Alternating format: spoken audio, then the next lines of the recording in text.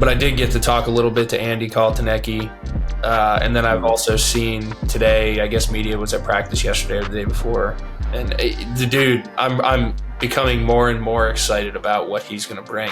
I even chopped it up with Devon Elise a little bit. And he said even defensively, like the defensive guys are just as excited, if not more excited than the offensive guys with the way he's been running practices and stuff. So first things I've been seeing, a lot of Julian Fleming talk, seems to be moving good, looking good out there. Some say he just naturally stepped up into that wide receiver one position. Quarterback sneak right side, touchdown, Penn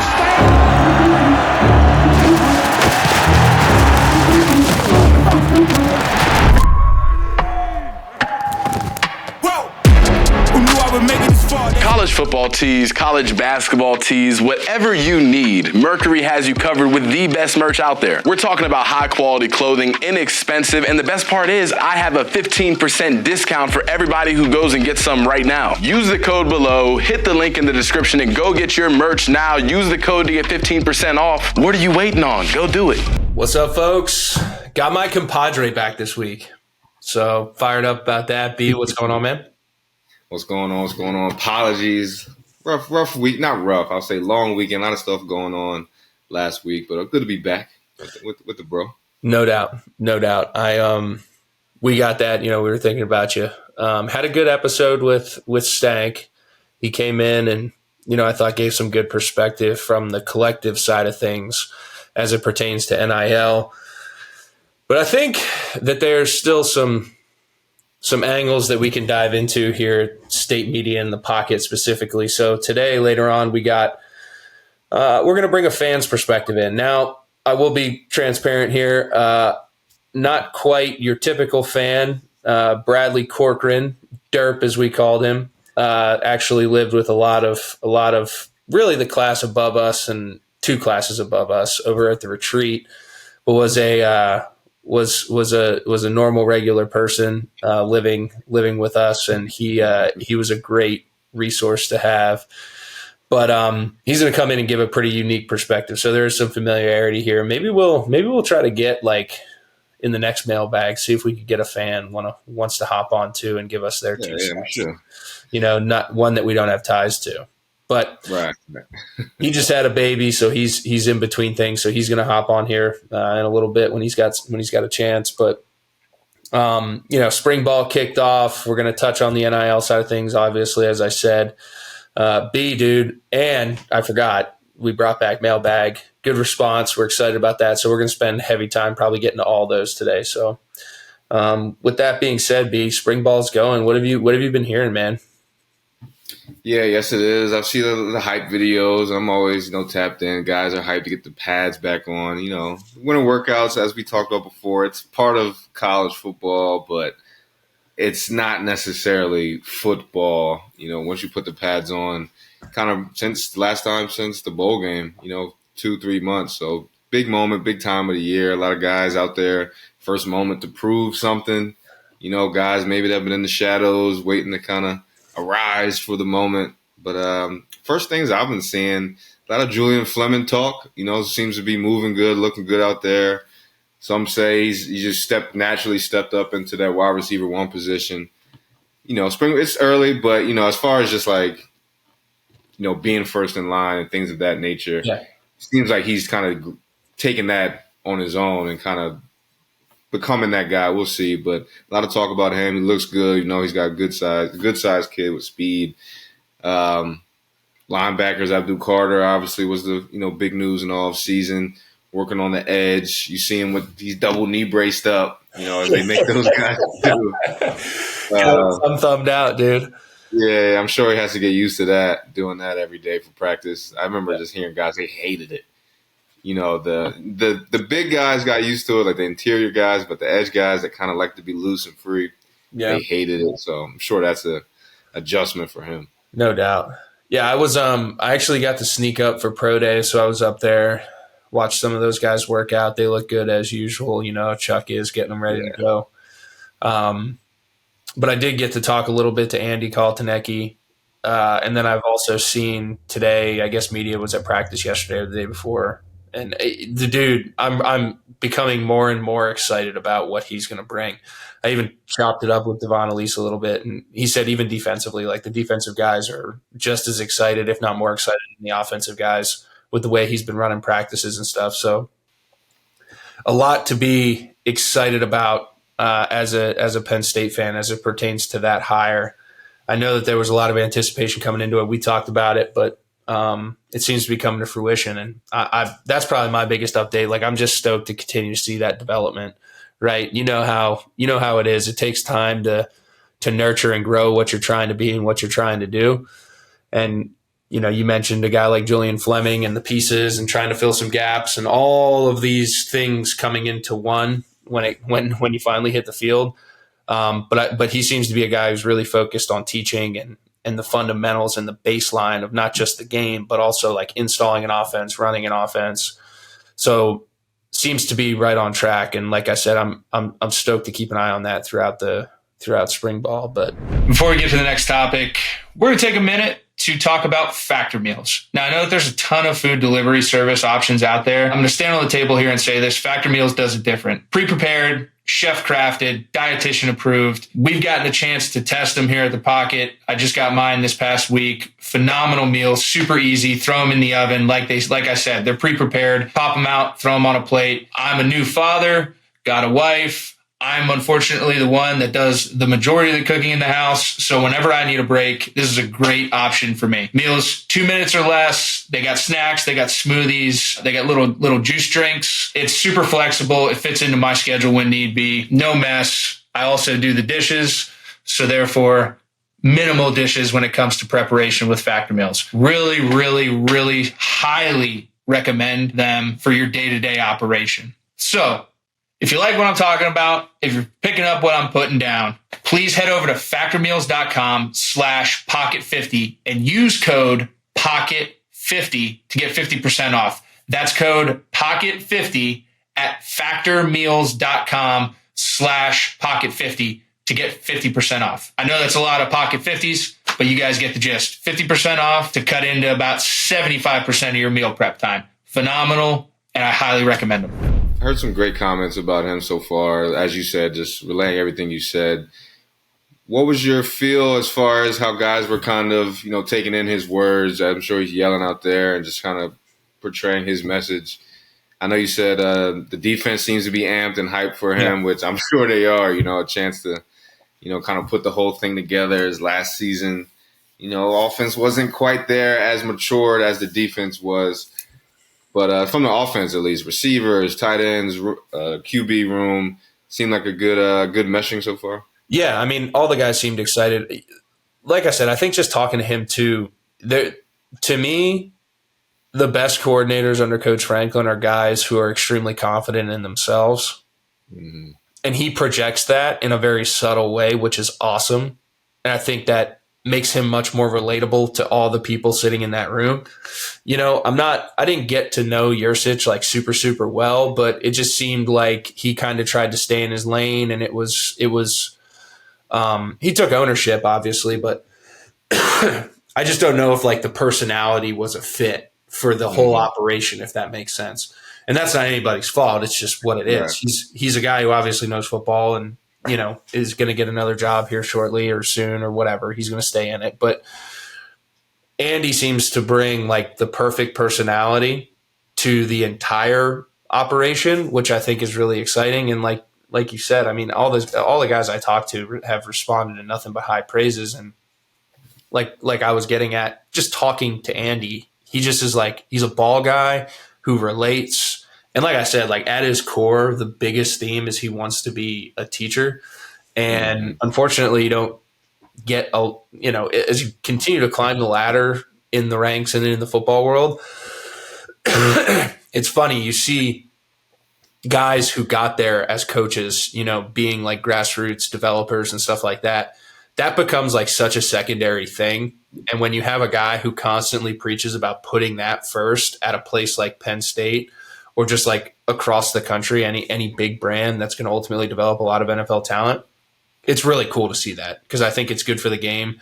And like I said, I think particularly for this offense, it's going to bode really well for them moving forward under his tutelage. So he just seems to be a guy who's got his priorities right, and is a great fit top to bottom. So the guys were fired up. Like I said, it was just funny talking to Devon. Like Devon was literally, yo, dude's got something. I was like, all right, good, man. I'm make sure I stay tuned in. So, that's probably, that's what we needed. And I've just, it's been really good to get back up there more and just get the feedback. Yeah. Yeah, I'm sure. I'm excited. More time these guys get to gel and mesh. Everything you're saying should only, build up. And leaders like Devon, I'm sure, is just only going to help, row the boat in the right direction for everybody. So that's good to hear. I got to get up there, man. I got to get up there. No, yeah. Oh, yeah. All right, let's shift this over to we're going to be up for the spring game too. That's the other thing. Yeah, we mentioned that, but let's shift this over to the mailbag, man. We got some good ones. I'm going to cover X, formerly known as Twitter, first, and then we're going to jump over to Instagram. But of course, hot out the gates, Jonathan Coker, our guy. He had to get in here, so we're stoked to answer some of these questions for him. Let's go with the first one. Sorry, I've been out of the loop lately, but first random question: should college football have a commissioner? If so, who would you pick to lead this new NIL/expanded playoff era? He personally thinks Nick Saban would be an ideal choice. Maybe Oliver Luck or Greg Sankey. What do you got? Saban would be interesting. Shoot, I'm trying to think. Well, first to answer the first part of the question. Man, commissioner. I mean, leading to everything we've been saying about the way college football is kind of heading and being its own, entity and kind of separating itself from the NCAA. I mean, the commissioner wouldn't be a bad idea. As far as who, man, I'm not sure if I can answer that one. It would have to be. I think Saban's too fresh out. A little too fresh out of it. Obviously, we see his emotions that are tied to what at least went down in Alabama the last year or two with NIL. So I'm not sure about Saban. Someone that has a good overall view of everything. Maybe, kind of like we said about getting a fan on here, someone that's not really tied to any school or has been, at least in the recent future or past. Trying to think if a name comes off the top. I don't know if it is for me. You got anybody? Yeah. I'm gonna answer that too. I think there needs to be a commissioner, and I think it needs to be somebody who comes from the proper mindset, right? Like, I think that there's obviously give and take. I think Saban's a little bit not. He's been very open about why like NIL has pushed him out, right? And I think what it's really about is finding like that fine line and like taking pressure off the right folks. Like we talked about it with Stank, like the things I'm hearing and like it's hard for me to disagree with is like, how does NIL fall on fans? And they're already doing a lot to participate as it like from the beginning, getting to games on weekends, paying for season tickets, parking passes, the whole nine. It's very, very expensive to be a fan of a big program. And ultimately, all that money goes back to the athletic department anyway. So it's like, I just think it needs to be somebody who looks at it from a holistic approach. I'm going to throw like a crazy ass weird curveball out here.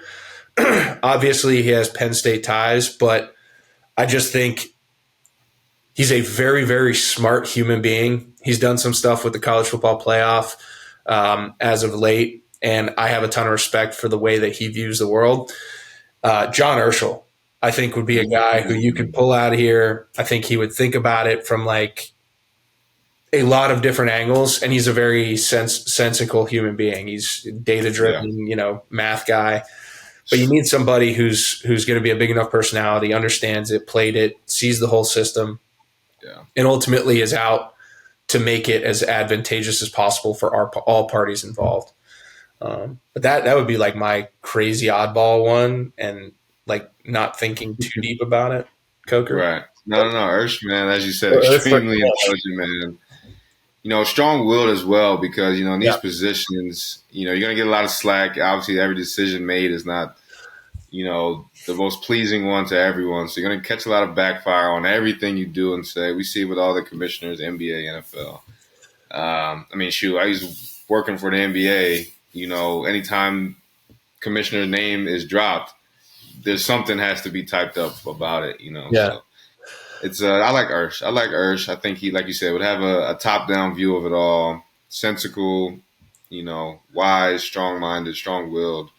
I like that one. But and I think getting somebody like outside of the old guard. Like I think Greg Sankey, like he's too tied to the SEC. Like you can't have somebody who has ties to like any particular piece of it. So like you need some fresh blood in there. I think for it to ultimately be rolled out properly and be the representative of like the entire thing, Right. Work though, man. It's coming. It's coming soon. It is coming. It's coming in hot. Coker's second question: with the expanded playoff on the horizon, should there be a universal scheduling model for all Power 5 conferences, thus making the resumes comparable come selection time? What do you think about that? Be quick. That is definitely fair. I mean, I think it's definitely a taller task, easier said than done, but definitely should. The schedules have to equal out, because this thing is only going to get tighter. These decisions are only going to get tighter. And obviously with realignment going on, there's not going to be so many cupcake games. We talked about this in the Big Ten. But what does that mean for the SEC? As far as Alabama playing UTSA week 10 versus, Penn State playing UCLA. And if it comes down to those two, it's definitely not weighed the same, but I think to answer his question, there definitely has to be some regularity between the scheduling. Yeah, I mean, I think it's going to be really hard at the end of the day to like take strength of schedule out of it. It's just like such a variable point of evaluation that it's like team could get hot, team could be down, whatever. Like who knows? So I do think like universalizing some form of structure to that is definitely needed, but making it like a big point in decision making in terms of who's going to make that 12-team playoff, I think is going to be really hard. I think you need to just kind of, you're going to have the ability now to basically take the top 2 teams from each Power 5 conference, which is great. And then however you handle the 2 at-larges or whatever, I'm not super read up on it, so I need to continue to dive into that. But like scheduling makes sense, but it almost makes too much sense. Like I'm sure this is not the first thing that people are thinking about, which is funny. But it's a good question, Coker, and I think I think you're going to see some type of thing come down the line. It may not be immediate, but I think it's coming. Are you paying too much for health insurance? Too busy to read long, complicated policies? Well, guess what? Here at The Pocket, we got a solution for you. Motti Health. Patrick Motti, former Letterman. He's doing a fantastic job in this industry. He leverages years of expertise to build a customized health insurance policy for you and your needs. Individual plans, family plans. Patrick ensures you get the best protection for your health and budget. Motti Health, one broker, endless solutions. Now offering up to $500 cash bonus for every customer referral. So quit overpaying for your health insurance. Visit MottiHealth.com to schedule a free consultation with Patrick himself. Well, speaking to your point you just made about probably the top 2 teams from each conference get a chance to get in there, what happens to the conference championship games? Michigan, Ohio State, UCLA, whoever does the loser still in? Do they see each other again? Is it a situation where we may see 2 teams play back-to-back weeks? That could be interesting. Or probably never in football, college football. Yeah. That would be interesting. No, that is a damn interesting thought. I mean, I don't know. Like I've always thought like maybe treat the conference championship games as like the first round and you have the winners and the losers bracket. I don't know. Like but I could be just talking out of my ass in terms of how that would look. I have to draw this out, and maybe we'll spend an entire episode on that heading into the season. But I don't know. It's not like do away with the conference championship games, but like who knows what the conferences are going to look like here too. Right. You know what I mean? Right. Like, so, it could be a really interesting thing. I think it's going to come down to polling and position and stuff like that ultimately, but we'll see. Yeah. Another good question about Coker, though. Yeah. What else we got? We appreciate it. We got Jeff Karish, Karish. So sorry if I butchered that. What teams and what players are you looking at closely during spring games, and what are you looking for? Pretty broad stroke there. Yeah, pretty broad stroke. I was just because it was just on TV. I think the Ohio State team and that quarterback position will be very interesting to see develop. You know, we saw what kind of went down in the bowl game against Missouri. I'm very interested to see who comes out as number one. You know, they've got young talent coming in. They've got, guys that's played a little bit. As we know, the rest of the roster is full of talent. They got some transfers as well. Ohio State's always one just because it's going to get a lot of media coverage. You'll see a lot. You'll read about it a lot. Off the top of my head, well, same goes for Michigan, actually. Yeah. The QB position, they've got to reload that spot. Who would that be? I know they got the kid, was it Ojulari? Orji. Big kid out of Texas. I believe out of Texas, somewhere down south. Yeah. Looks like a stud, built from the ground up. We'll see if he rolls right into that number one spot.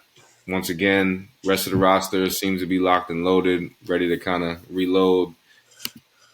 Yeah. And then USC also in the Big Ten. Another QB battle. We got transfers in there. The kid stepped up in the bowl game, played big.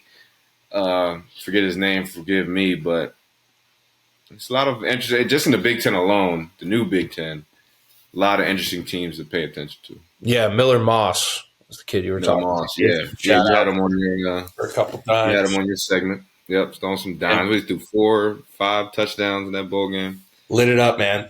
Kid came out with his hair on fire. Yeah, I think it's like spring is always so interesting. I talk about this too, like development and what you're looking at. Like for me, the one team I'm really interested in and seeing take strides, and it partially is pertaining to like the quarterback position and them filling a void with a massive recruit, is Nebraska. Just because historically speaking, a national brand, have kind of been in the basement for the past few years. I really believe in Matt Rule. And like ultimately I think Nebraska, Wisconsin, like some of the blue bloods of the West, and like historically really consistent programs now have to kind of take that step that they've never taken before with all the additions to the Big Ten. So I'm intrigued to watch that and see if they can come over the hump and take some big steps heading into this next year. Because ultimately, I think what we all want as Big Ten fans is a much more competitive conference, top to bottom, and that's everybody raising their floor a little bit. And I think the teams that are most poised to do that are those like Wisconsin, Nebraska, Michigan States of the world who have been relevant, have shown the propensity to get talent there. And it's just going to be a matter of development and overall alignment from top down. So they got a new athletic director, the gentleman coming over from Washington, with Trev Alberts leaving. Like I said, I'm a big proponent, big fan of Matt Rule, and they got that Dylan Royola. I think, how you say his last name? Commitment late from UGA. Yeah, they flipped him from I think Ohio State. So. Oh, I thought it was UGA. Okay. Oh, yeah, no, it was Georgia. Yeah, it was Georgia. Yeah, Georgia. Flipped him from Georgia. Yeah, he was consensus number 1 QB pick and all that. Dual threat, a little bit. So, very interesting. Yeah. I'll definitely be have an eye out over there in Lincoln and see how Rolly gets things going. And that's a good point. Maybe it's just my Penn State mind. With these new schools, the West Coast schools coming in, it's just been like, oh, what's Penn State? How's Penn State going to adjust? Where are we going to land in this new structured Big Ten? But really, it's those schools you mentioned that maybe were mid to top or bottom tiers. Like they really have to choose or decide to rise up, or you will get left behind and could see yourself becoming a bottom tier Big Ten school in a snap of a season. depending on how the West Coast guys come in. So. No, I mean that's the thing. We get so wrapped up, to your point, in the Penn State side of things. There's a much bigger narrative here to be talking about, and it should be those teams that are kind of on the fringe, thinking about it. But that was a good one, Jeff. We appreciate it. We got Grant Grasha coming again. Our guy G Money. Money. I love it. We're getting some guys from the season back. Now let's get your friends in here. Are you excited for the new NCAA video game dropping? Last one to come out was our freshman year, B. Yes, it was. Yes, we made the cut. We did make the cut. Did you get paid for that lawsuit? I think years down the line, it was, a couple $100. I remember. I think I got that check when I was sitting in the hot tub in the Jets facility, and I was fired up about it. I was like, oh, yeah, definitely excited. I mean, honestly, I haven't played, and this isn't like a flex or anything, by unfortunate circumstance. I haven't had a video game system in a few years. Mine broke, but this NCAA will bring me out of retirement. This drops. I probably should get the system now just to be ready, but I will get a system and the game when that comes out. Yeah, I might have to too. My Xbox might explode if I plugged it back in. My brothers laugh. I'm the same way. Some life priorities have gotten in the way of any type of gaming, but it is dope. And I'm just waiting for them to drop like a retro like Legends roster so we can get in on some of this NIL stuff moving forward. That'd be dope. They got to bring back some of the ESPN or classic games to relive those moments. We definitely in a few of those. Oh yeah, and let's get some little retroactive check. Retroactive NIL. Yeah. You know what I'm saying? Here, my PlayStation. I think right when the PS5 came out, my PS4 just diffused, and I took that as a sign. I was like, okay, I'll let the video games rest at that moment in my life. And I said I'll get a PS5. I'll get it. It's been years later. Still haven't gotten it. So yeah, we'll see. Yeah, I think it's going to bring a lot of folks out of retirement, though. G Money. I think that game definitely will. Yeah, they got to do it right too, man. I mean, obviously there's a lot of pressure, a lot of high stakes. People are going to be nitpicking every little thing, but they got to get close as possible to right on the debut or re-debut. No doubt. All right, so. Last one here on Twitter, we got Andy Rupert. Listening to Adam Brenneman's interview with Coach Dilfer at UAB and reading the Athletics piece on Will Wade this week at McNeese, it is obvious Group of 5 schools can't keep up in the NIL/portal space. How would you approach being a Group of 5 head coach in this era? This is a fantastic question, and the little blurb that he attached to this tweet was a quote, I'm assuming from Will Wade at McNeese, is, "Why wouldn't I be happy for my guys if they have an opportunity to make more money?" Wade says. That's the whole point. It's to come here to raise your value. The fact that an SEC school wants to contact one of my guys and pay him 6 figures, why wouldn't I be happy about that? I don't care. I think that's a fantastic question. I'll jump right off the rip. I mean, I think that's what the Group of 5 is going to become, right? It's going to become a feeding ground and developmental ground for that. And I think you're going to kind of see the JUCO wave go down just because JUCO really, when it comes down to it is done well for guys, but the fact that it inhibits eligibility is kind of a bummer. Now I think what you're going to be doing is seeing these Group of 5s really grassroots those hidden gems. And now the Power 5 schools can focus on the top 20% of recruits in the country, leave the rest for the other guys. It'll still be really competitive football. And I think as a Group of 5 head coach, it goes back to what I was saying about Andy Kotelnicki. Some guys like Nick Saban who, want to really develop people, that can be kind of that breeding ground where guys go back, or you have younger coaches who are coming into it. But I think it's going to be 2 ends of the spectrum, either guys on the way out or guys getting into it, who can go there and really build a great resume as a developer, and then ultimately get to that next phase of the Power 5 game, which is different. It's changing in the way that they're approaching recruiting, and all that's changing. So I think it's just an opportunity at the Group of 5 to really grassroots things, be a great developer of talent. with the understanding that I think Will Wade has a great perspective on it. Like, if I do my job and half my starters end up playing at Power Five schools the next year, that's a great recruiting tool for them. You know what I'm saying? It's a fantastic recruiting tool. You can now go to those kids that you find. You have to be a great talent evaluator and a great developer, as I said, but you can now go to these kids and say, listen, half my starters are playing in the SEC right now from last year. Mm-hmm. We're going to keep reloading and keep developing, and we want you to be a part of it. I think it's a great opportunity. Yeah, definitely. I mean, you brought up a great point. Like you said, being a kind of grass level roots, kind of system. We look at college basketball, that happens all the time. We got Rick Pitino, kind of, St. John's is a historic basketball program itself, but it's not a Power 5, Kentucky type of school. Yeah. Where these coaches, if Nick Saban wanted to get back to it, kind of keep it as pure as possible, because, the NIL isn't as big of a deal on that level. He could do that and help kids out just the way he has and wants to. And as you said, it really comes back on the coaches and kind of being that elite talent evaluator. It kind of puts more pressure on them to go out to these high schools. And it's not going to be just open the internet and find a 5-star at this school. It's going to be, who's not getting the looks but has some numbers, really diving into tape, really tapping in with these high school guys on the 24/7 sports. And, we know the guys out there that are at all these high school camps and 7-on-7s, they're really there, like livelihood. They love it. Really connecting with those guys and saying, hey, I got this running back. He's got offer from, Albany.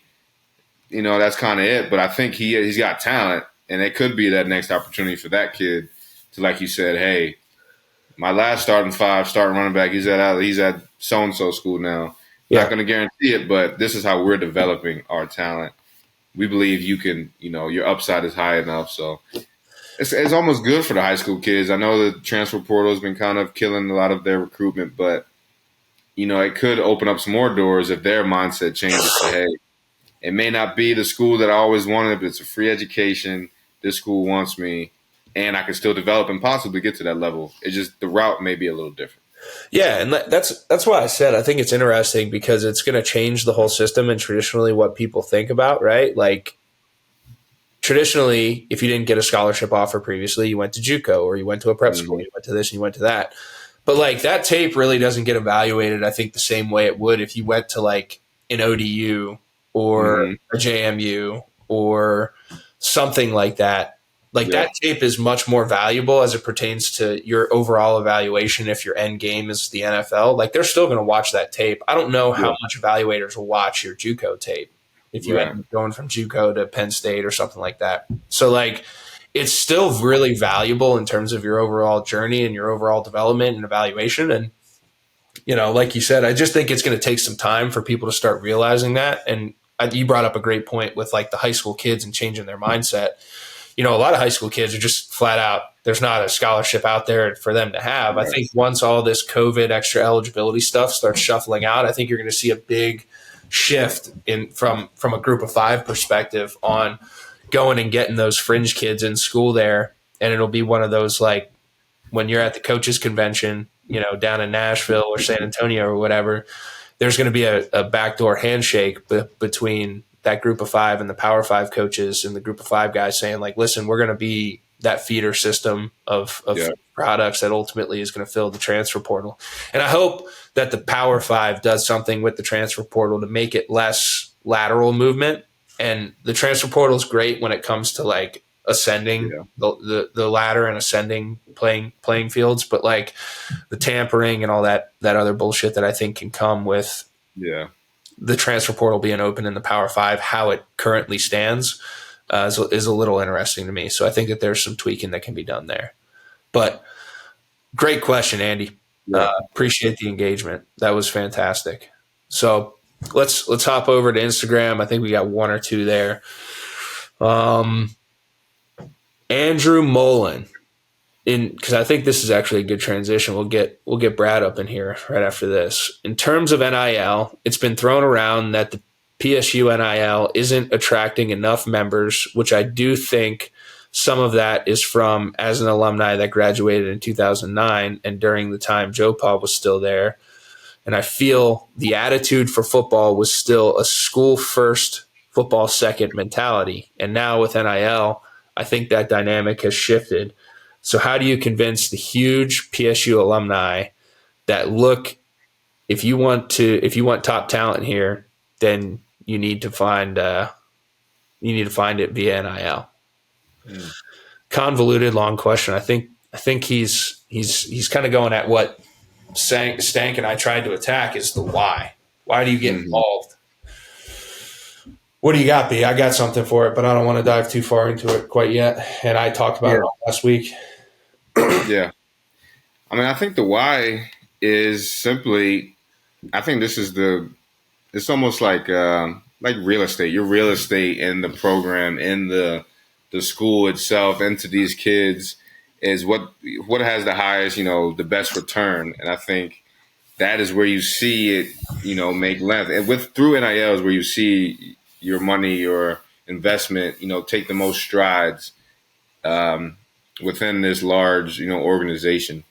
And it's kind of to his point of like being a school, then football type program. I think with Penn State, you have to always believe that is the case regardless. I know it's hard when you're just people are asking for money and they're like, okay, how much? These are crazy numbers. But I think any of these kids that decide to become a Penn Stater, it's always going to be education and the whole nine that makes Penn State as great as it is. The NIL aspect is just to accelerate the athletic side. But while they're here, they're always going to get the grade A education. And you have to believe Coach Franklin and the staff are still preaching that to the kids. It's not the program isn't being ran like a professional team. I'll tell you that firsthand. These are still kids, 17, 22, 24. And while they're there, they're getting everything that they always did at Penn State, whether it's before us and after us. And the NIL is just to kind of accelerate the athletic side to see us reach the heights that we all want to be. Yeah. And that's where I put it, right? Like, I think right now what we need to understand is top to bottom. And I think that I think what Andrew was getting at is there's like this old guard of like Penn State fans that don't want to buy into it, or they believe a certain thing. And like, what you have to understand is that, like any industry, stuff changes and you have to adapt and evolve with the landscape, right? And I think what it comes down to is it's super simple, right? We have championship expectations as fans and alumni of this program. And you brought up a great point. Like, all the other stuff that comes with Penn State is not going to change.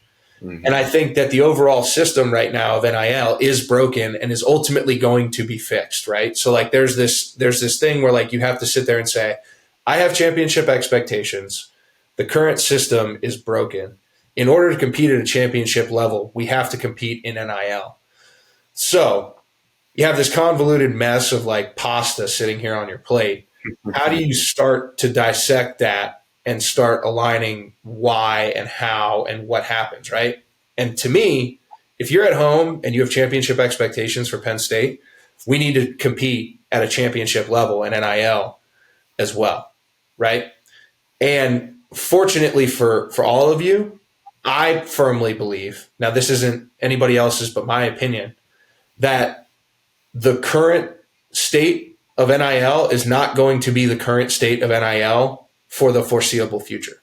Meaning, I think that there is pressure, because I agree. I think it's unfair to ask people who are putting a ton of money into being fans in the first place to continue to bolster that effort to have a tighter roster that can compete for championships. I don't think that that's necessarily fair, but it's the current landscape and it's the legislature, and there's a lot of things that need to work out in order for that to happen. And if you're not participating, you're only inhibiting what you ultimately want, and that's your ability to go out and compete with people who are the Michigans, the Ohio States, the Alabamas, the Texas A&M. They're all competing in that lane. So now, if that's who we're supposed to beat, then we need to start competing in that lane as well. And like I said, whether you like it or not, it's what's happening. And at the end of the day, if we participate or we don't, there's going to be repercussions on the field for that. And that's just the landscape we live in. And like I said, hopefully and fortuitously, I think that that's going to change very quickly for us in terms of alleviating pressure and finding unique ways for us to continue to compete in that space, but make sure that it's very centered around what NIL is about, not necessarily pay for play, but, giving kids opportunities to capitalize on their brand. I think that's all going to shake itself out, but we need to put that aside right now and say, if we have championship expectations, we need to have championship effort. Yeah. All the way around. So, I know that's not what people want to hear, but that's the reality of the situation right now. And I think if we can put that aside and make the sacrifice now, it's going to pay dividends when when the proper infrastructure comes in. Yeah, and I get it. It's tough, like you said. Every industry changes, and I think this industry has been the same for so long. And then Penn State has been the same kind of mindset for so long within that. And then on the blink of an eye, it's like, whoa, all these changes. This is totally new. Yeah. Let's pump the brakes. That's natural for most people, most, brains. But at the same time, it's like you said, we're revving up. Every other team is revving up their engine with these new products, this NIL. If you want to keep up, we got to get a new engine. You got to improve our engine, and this is the way to do it. So. And it's funny. It's not like over the history of college sports, right? Like there's not been such a drastic change ever, right? And Penn State has kind of benefited from being such a big brand that it's like the brand has eclipsed the change previously in college sports, right? We could always do it our way. Right.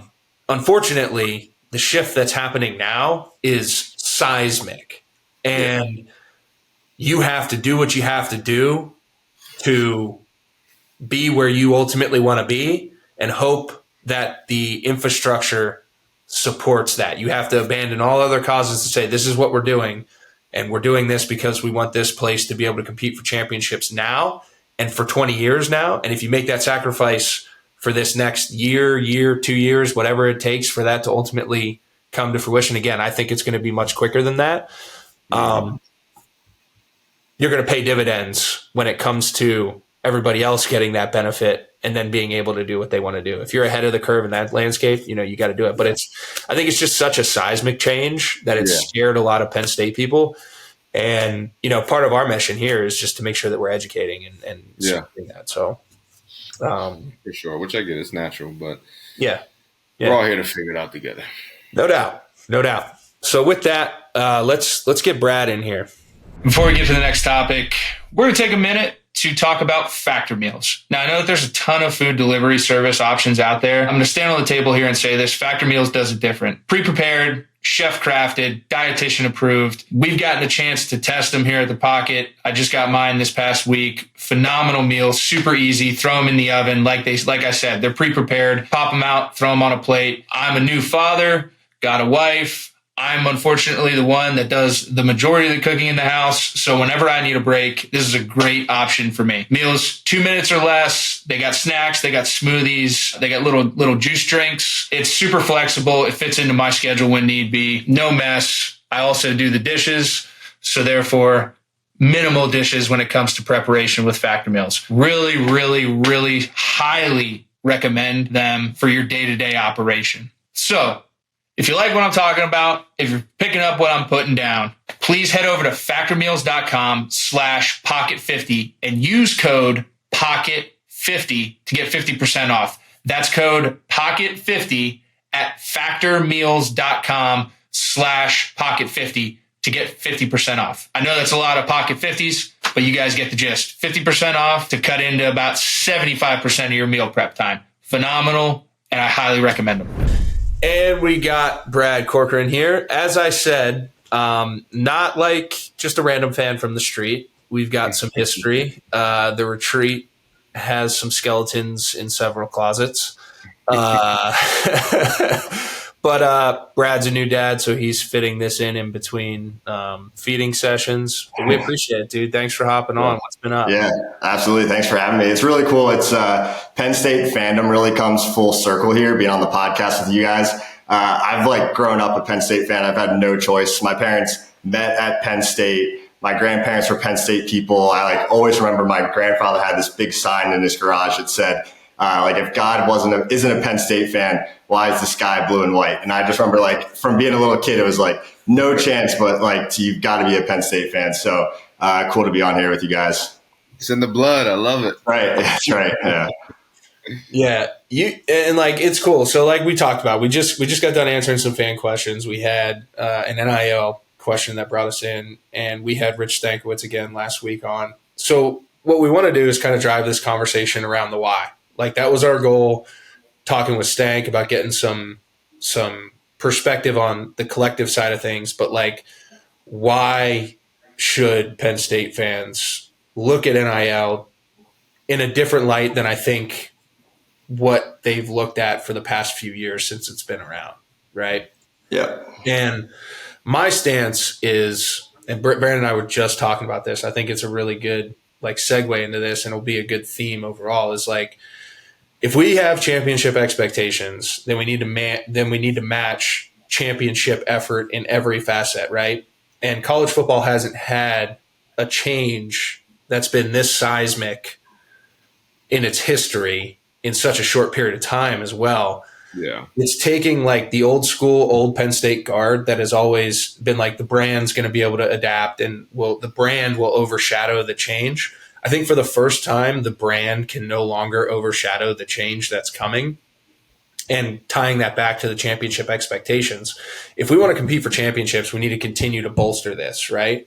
And I think whether you believe in the coaching staff, whatever it may be, I said, Brandon, it's kind of like when we stayed, and I hate using this because it's been so covered and so played out, but it's when we stayed at Penn State in 2013, it wasn't necessarily because we saw light at the end of the tunnel or anything like that. We made a decision to make a short-term sacrifice for the greater good of the program, right? And I think that that's where NIL is right now from a Penn State perspective, is we need to put any of our preconceived notions about this. And at the end of the day, if you're going to sit there and have Twitter fingers after a loss, if you're going to throw shit on the field after we get beat by Michigan, if you're going to throw a fit about it, and you actually have an opportunity to compete and make a difference, then you need to be able to put those aside and participate for the short term.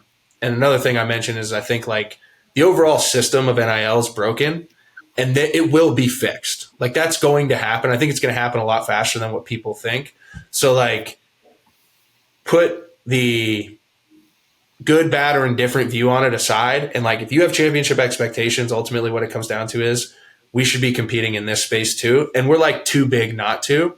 And if we do it, when that change comes, we're only going to have a leg up on everybody else because we're going to have such a strong foundation with additional revenue streams for players when the whole playing field's level, whether that's revenue sharing or whatever. So that's my broad stroke, Brad.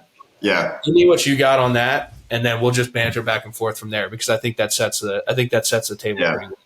I think it's we just can't be behind the times, as Penn State always is on everything that we do. We are always 2, 3, 4 years behind where the programs around the country that are winning are ascending to.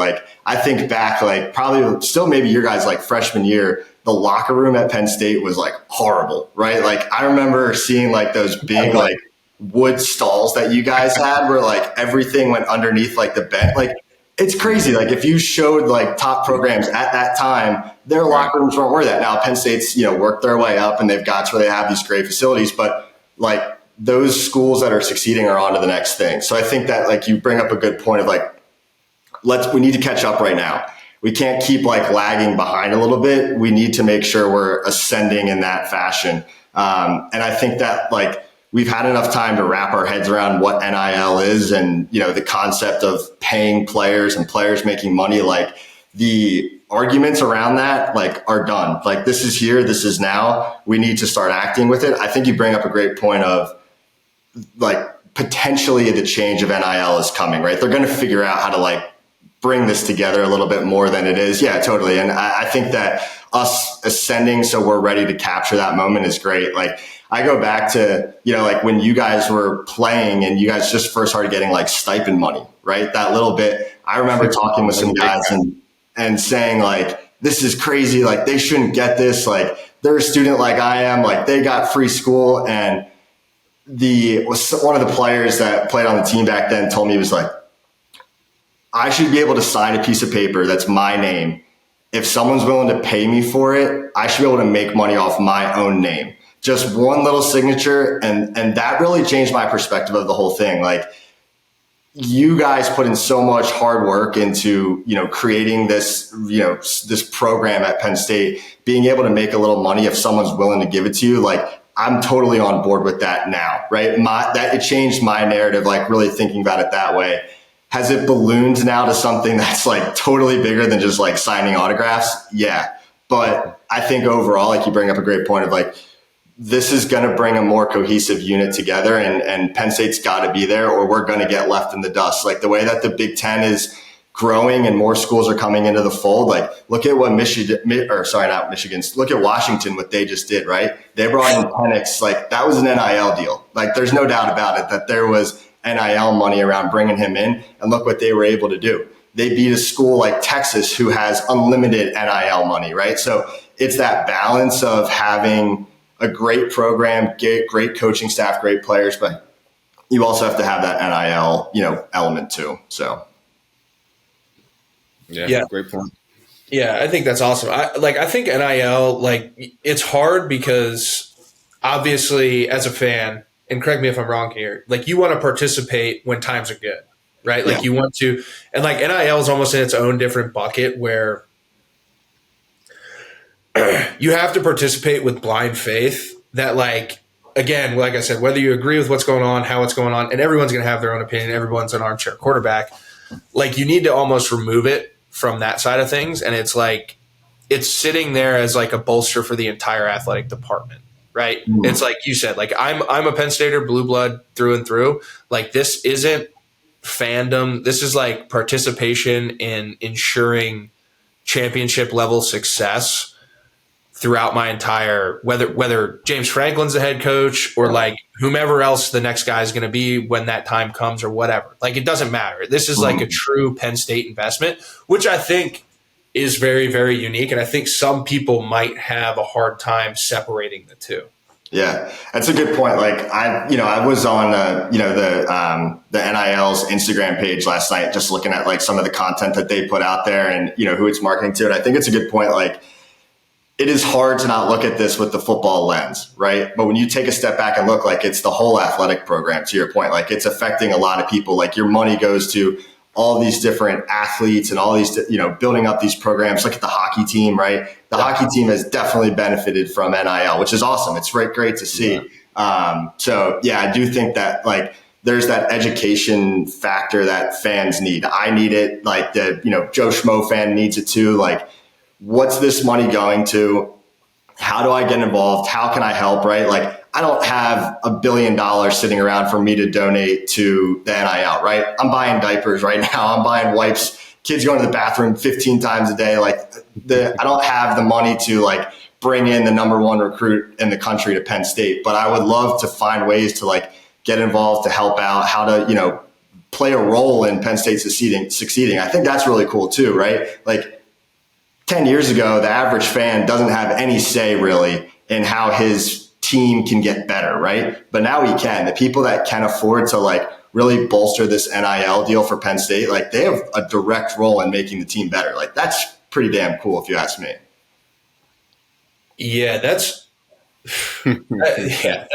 is a good point. It's also dangerous waters in some way, shape, or form, but that's a great point. And like being able to directly influence that in some way, shape, or form. And the one thing I will say, and like I think as Penn Staters, we need to realize it too, is like, we're like the Chinese, dude. There's 1 million of us. Mm-hmm. We're everywhere.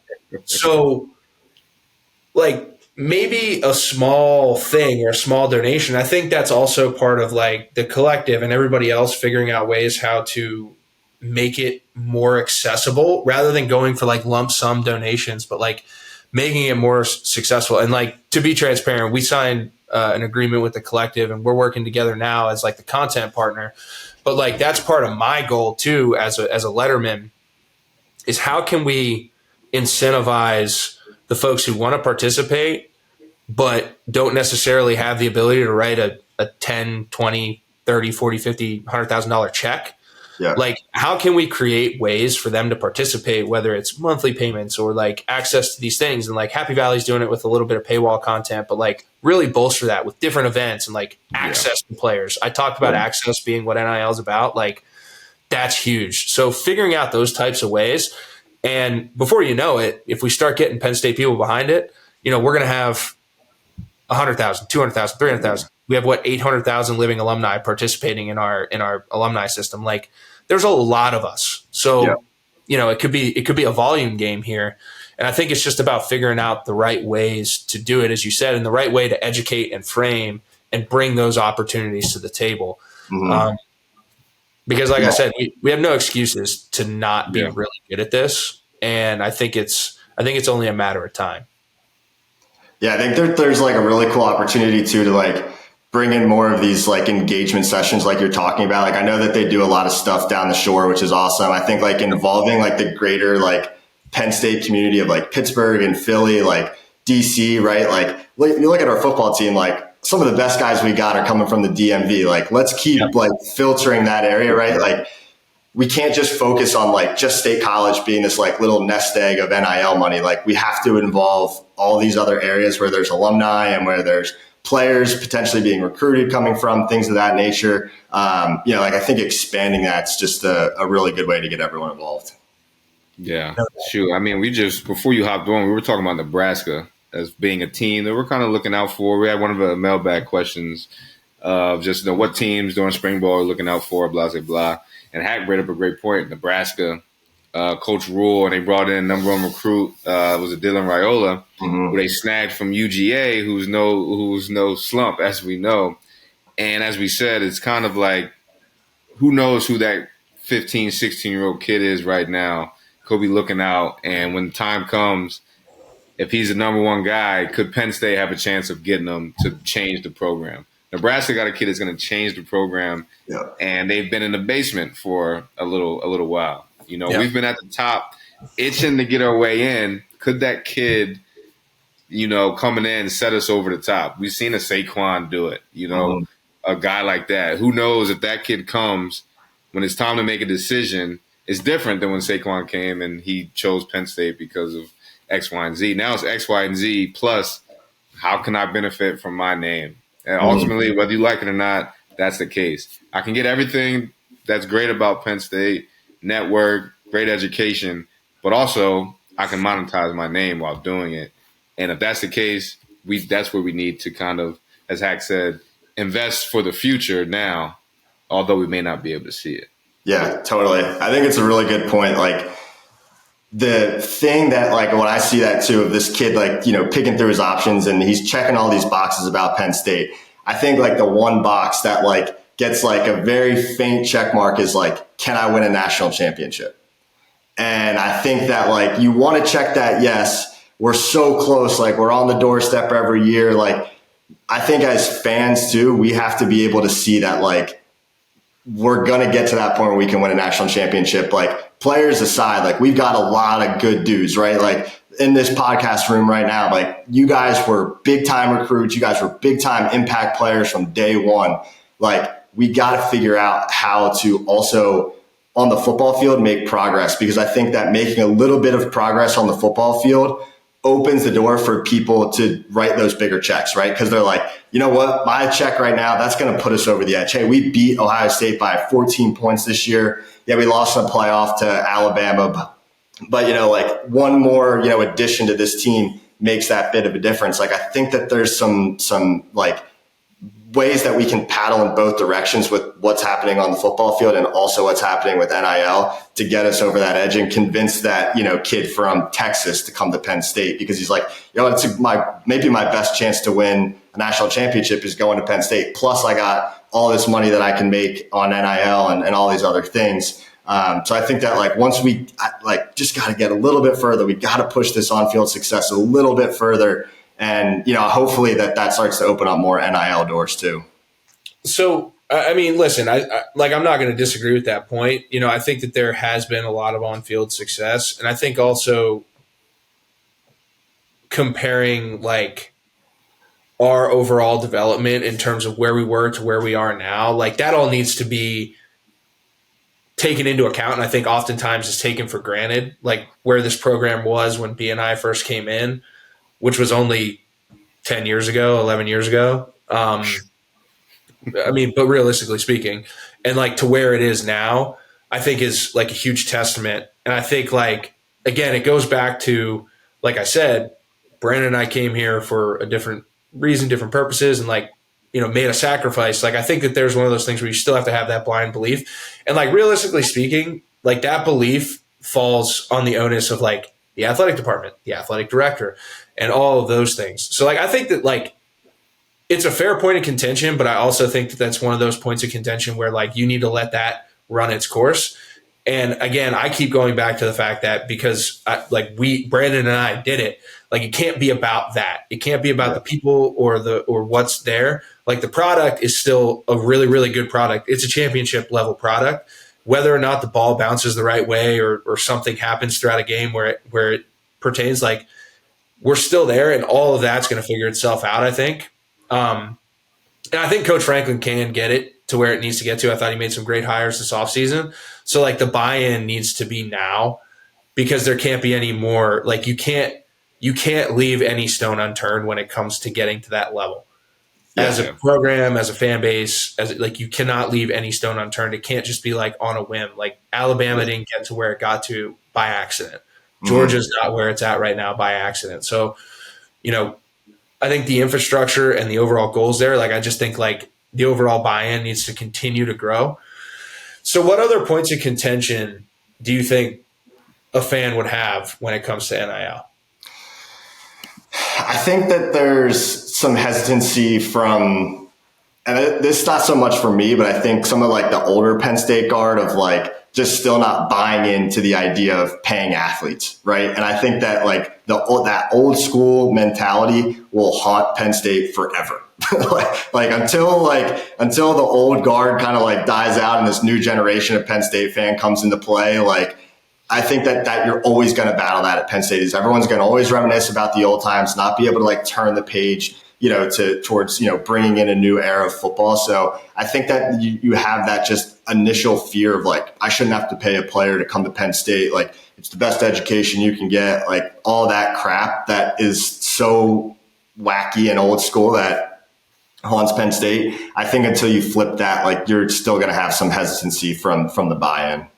Yeah. Yeah, I see that. And that's maybe something we could do just on our end. What could we do as far as education is? Because when I hear that, and obviously I understand it, it's like you got to open your eyes to what all 50, 100 other schools look like and are doing. Maybe we got to take a trip down to Ole Miss, down to Alabama, Florida, these schools, and see how they're operating in this space, because they're all legendary, lineage schools that, have come from the great history and things of that nature. But, they've all made strides also in this new regime of like, okay, how do we keep up with what's going on? Hack mentioned earlier, every industry has changes. Obviously, this one hasn't had many, and this one came as abrupt as any has ever came, or more abrupt. So it's different for those people of that regard, like you're speaking of. I understand it's like you pump the brakes on everything because it's totally new. But from my side, it's like, hey, maybe we get a collective member from Alabama, from Florida, to just speak on how things are operating, that can maybe shed some light to those people that have that type of view. You know what I mean? That's a really cool idea. Like I was looking at some NIL stuff, like Missouri is putting together like an unbelievable NIL package and an NIL, system for their school. And like, you look at that and you're like, Missouri, like if Missouri can do it, Penn State can do it. Like, it's great to like talk to someone from Missouri and be like, hey, what's working, right? Like, and maybe it is like two massive donors that are, really footing the bill for everything. But hey, so what? Like, we should be able to do that too. So I think it's a good point of like, what can we learn from schools like Ole Miss, right? Like, look at what they did in the portal this year. Like, that's NIL. That's not, Ole Miss is great. There's a lot of fun times to be had at Ole Miss, but like, that's NIL talking right there of what they did, in the portal this year. And so, yeah, I think you got to try to kind of learn from your peers a little bit. And real quick, it just kind of puts me in a space of an athlete. Hack, you are a bigger recruit than I was. But, as you're coming up, you learn like, hey, I think I'm, the shit. We think Penn State's the best. But there's other kids, there's other schools that are working hard right now while you're sleeping, while you're chilling. As athletes, that's kind of what we're taught. It's like, hey, there's someone else out there working harder than you, working to be better. And as we said, there's only one championship. So we're all working to get the same thing. You got to understand, you want to have the best house on the block that looks the best, runs the fastest, or the fastest car. You gotta put into it. You got to invest in it now for the future, and things of that nature. So that's our job to open the eyes to those viewers that see things in that regard. Yeah. I mean, I think to put a bow on it, like I keep going back to it, but I think it's that simple. Like, you have to make short-term sacrifices for the larger vision and the larger product. And like, this is not going anywhere. It's going to be a staple. I do think there is going to be collective bargaining, like, because I think there is a blurred line between NIL and pay for play right now. And like, that line needs to be drawn in the sand in a much more concrete manner. And I think it's going to be. But like the collective bargaining, whether it's that or like employment, whatever it may be, that's coming. So at the end of the day, we need to continue to build this thing because, like I said, it will be a point of differentiation for us on the other side of that hill whenever we crest that. And we're too powerful and too big to not do it. And the championships and all that stuff, like I said, all of that I think will work itself out throughout that side of the coin, which is the, athletic department and administration side. And like, as fans, you want to see success. You want to see, your dollars at work. Brad, you brought up a great point. Like, now you actually get to see it. You know what I mean? Yeah. There's, you're paying for parking passes and tickets and all this other stuff. But like, if I can get access to like 10 cool events and have my kids walk around with, former players, current players, this and that, and have access I've never had before, and, make a donation and see that donation, those dollars go to work for me in the field. And then, on the flip side, if I have a business, being able to then leverage some ROI from a marketing and branding standpoint, like there's a lot of creative ways and a lot of stones that can be turned over with NIL. And I think that's where you can start making strides in our alumni base. And that's what we're hoping to do here at State Media. And, Brad, I appreciate you hopping on, dude. We go way, way back. So I think we're definitely going to have to get you back on at some point during the season, maybe some post-game reaction or something like that tuned up. But I think this was great perspective, man. You got any final closing thoughts? Do we teeter? Do we sway your thought process one way or the other? No, I think I'm all aboard. Like, I want to win. I'm so tired my whole life, dude. I've never won a national championship. I'm an Eagles fan too. I went 27 years without winning the Super Bowl. Like, I'm tired of coming in second place all the time. I'm tired of losing. Like, let's do whatever it takes to win. Like, let's do this. Like, we have the players, right? Like, we've seen these 5 stars come in, the 4 stars. Like, we're right there. And I think like a little bit of push from both sides. Like, let's improve on the football field. Let's improve on NIL. Like, let's keep getting better. Let's stack those small wins. Let's go make some noise in the playoff next year. And, let's try to bring home a natty. Yeah. B, closing remarks? I got a quick question for you, Brad. You think it's harder being a fan in this kind of era of college football or the past? Man, I think it's harder right now. So I think that there's like just a lot of unknown of, like to your point, like you look at like Ole Miss, it's like, what is Ole Miss doing that all these players are coming here? Like, where are they getting this money from? How is this working? I think that like that is a challenge. And I think that like you're just in this like massive, it's not just about having like the best program, the best facilities now. Like there's this extra element of recruiting that comes into play. So I think that part of it's a little bit of a challenge. I think it's also hard that my wife went to Alabama, and so I'm around Alabama fans all the time and seeing how good they've had it for the last 15 years or whatever. So that's a challenge too. But I think it's fun. I think Penn State's in a good spot right now with the playoff coming up. I think that gives them the opportunity to hopefully get into the dance and try to make some noise a little bit and prove a lot of people wrong and also be able to change the product that's been on the field. So I do think it's been a little bit harder now being a fan than before. Nice. How to get that perspective? We're looking to kind of get some more fans on here. We're talking about it. So, and I know, like we said, you're a little bit more of a friend of the show, friend of the host, but interesting perspective for sure. Yeah. It was a challenge being a fan when Hack was playing quarterback and we were losing games sometimes. It's hard to come home to a house when everybody's upset with each other sometimes. Little quick story. I remember one of the hardest times being a fan was, I wish I remember exactly what year it was, but we lost to Northwestern. I think Hack got sacked like 10 times.